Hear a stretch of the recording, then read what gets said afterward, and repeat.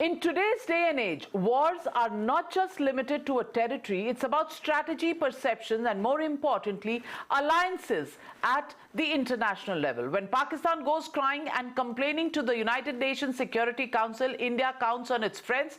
And today, significantly, the United States House Speaker Mike Johnson has said that India has to stand against terrorism. Trump administration will help India with energy and resources to fight terrorism. Ruchira Kamboj joins us today, a career diplomat, former Indian ambassador to America, and former India's permanent representative to the United Nations.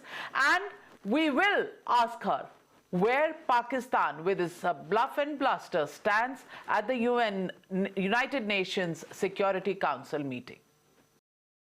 Many thanks, Ruchira Kamboj, for speaking to me. First and foremost, what is your assessment of how the United Nations Security Council has responded to Pahalgam and its aftermath?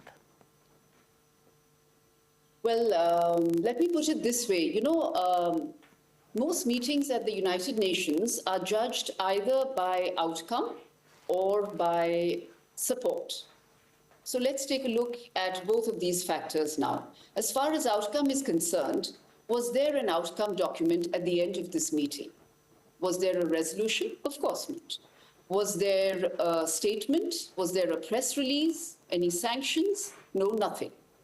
So there was no outcome to this meeting. On the contrary, instead of an outcome, from what we are told, Pakistan was grilled during this meeting for their role in the Pahalgam attack, for the targeting of civilians by religion, what can be worse, for their escalatory rhetoric.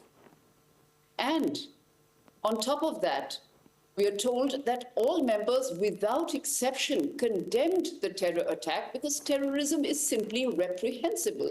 I do not see how anybody can condone terrorism. But and as far as support is concerned, again, from what we are told, the Pakistan PR at the end of the meeting, when he went to the press stakeout point, he was alone. He was solo. Apparently, he was isolated. No council member stood by his side. Now, mind you, this support is very, very important as it is symbolic. Because joint appearances, and I myself remember being there several times when we supported other member states who moved a proposal during our council days. So if you stand next to a country as another member country, this signals shared positions or support. But in this instance, there was nothing at all. From what we understand, he stood all alone in some sort of a splendid isolation. So either which way you look at it, the meeting appeared to be quite inconsequential. No outcome, no support, a diplomatic setback, I would say. Now, even if you look at the UN Secretary General, who is a neutral arbiter by definition, that is his role at the United Nations, he also condemned the attack. He condemned terrorism in the strongest terms. If I'm not wrong, he said this was an awful attack. He called for accountability as well. So there you are. Everybody without exception has condemned what happened at Pahalgam. Some tough questions have been posed to Pakistan, and they have ended up without any outcome, without any support. What do you say to that? Isolation. Absolute isolation with not even China to keep it company. But the Pakistan foreign minister boasted to the National Assembly in Pakistan that he and his team managed to convince the United Nations Security Council to remove references to the TRF, and Pakistan in condemnation statement said this. Do you read this as a clear indication that Pakistan has its complicity in Pahalgam? And how do you think the others in the UNSC would look at that admission made back home? No, that's a very interesting question, and perhaps the answer lies in your question. But what I will say is that, look, you can say what you like. Anyone can say what they like. But does that necessarily have to be the truth?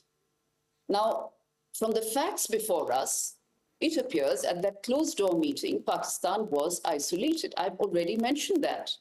And on the contrary, as we are told, there were some very tough questions that were posed to Pakistan about their role in the Pahalgam attack. Nobody was convinced by what they were apparently saying. We, of course, don't know what they said inside, but nobody was convinced. They were apparently grilled on the involvement of the Lashkar-e-Toiba. They were questioned about this targeting of civilians by religion, the most reprehensible act, which is simply unacceptable, as they said. They were told to scale down their rhetoric. Accountability was demanded. And they were told to resolve the issue with India bilaterally, which in fact has been our position all along. So the facts stare at you in the face. So I think facts are more important than words. And don't forget that the UN is very often a theater for grandstanding, for playing to the galleries. Well, absolutely. But Ms. Kamboj, what are we doing to combat this on the diplomatic front? And how do we convince the international community, including the United Nations, about Pakistani designs and the sponsoring of terror? It is the worst kept secret. But do you think India still needs to make some steps to convince the world with the high rhetoric that Pakistan has deployed? Well, we're doing a lot, obviously, on the diplomatic front. As you know, India is very active at the United Nations, globally, and the results are for you to see. At this very meeting, Pakistan was isolated, and India's stand was vindicated, supported, whichever way you look at it. That speaks to the profile of our country, the image of India as a responsible player, an honest broker, I would say, that speaks with a voice that is reasonable. It is a principled country and a voice that is respected for the role that it is playing in today's world, for the solutions it's bringing to the global talk table.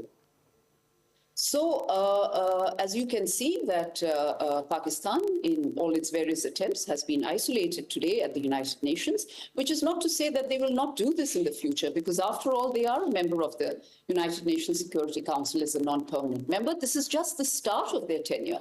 Their own presidency will come up in coming months, and no doubt they will attempt to do this all over again. You will have more of the same. But let's not forget that India itself holds its own, stands on its own, and that is from a position of strength. Absolutely, and there is no comparison between India's standing and Pakistan's standing. But how do you look at China, the elephant in the room, as far as India versus Pakistan is concerned? Well, I'm glad you asked this question. I think you're talking about what is called the pocket veto, or the disguised veto, or the hidden veto, or the committee veto. There are various ways of describing this, that, you know, when a country wants to block another country through one of the UNSC sanctions committees, it does so through this provision. So you're not formally using the veto, but it's still a veto. That's why it's called a hidden veto, or a disguised veto, or a pocket veto. Well, this happens, and this has happened in the past, and this could happen potentially in the future.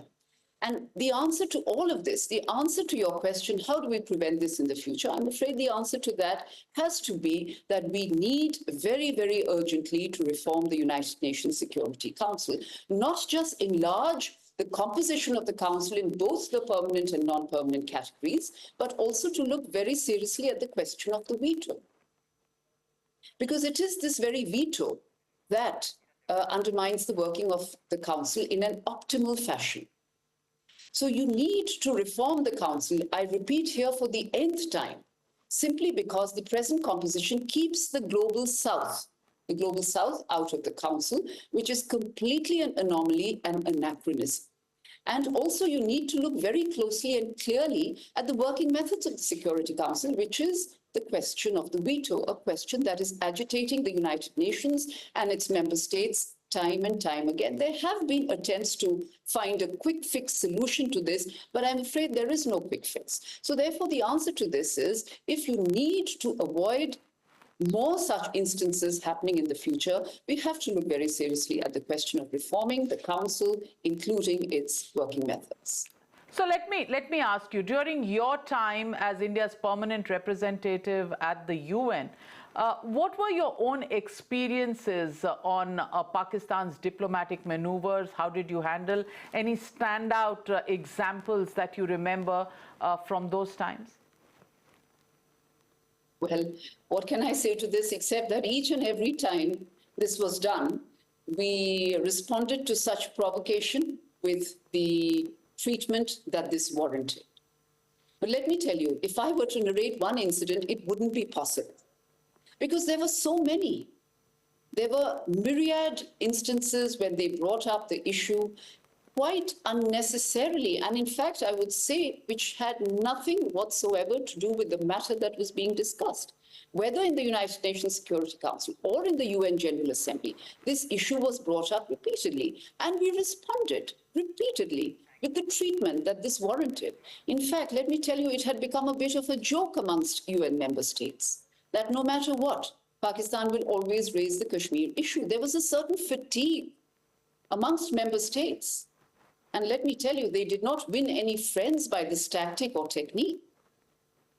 In fact, I would go so far as to say that when you overdo something or overuse something without any facts or new facts being brought to the table, no new frameworks being brought to the table, it is actually quite counterproductive, which is precisely what happened with Pakistan. It was more habit, bordering almost on the surreal, if I may say. Well, thank you very much, Ruchira Kamboj, for joining me and sharing not just your experiences, but also the insight into how really Pakistan has been isolated and all the bluff and bluster really coming down to naught. And that's what Pakistan is all about. Zero credibility, bluff and bluster that nobody really believes. Thank you very much, Ms. Kamboj.